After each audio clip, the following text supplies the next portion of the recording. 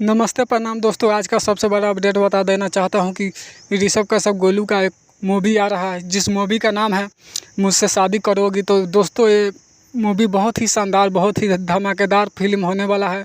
इसमें आपसे बता दें, इसमें खेसारी लाल जी का भी सीन है। तो दोस्तों मैं बता दूं कि जिस मूवी में खेसारी लाल जी रहते वो मूवी सुपर डुपर हिट होता है, आप लोग जानते ही हैं। तो दोस्तों रोमांटिक, एक्शन, इमोशनल हर एक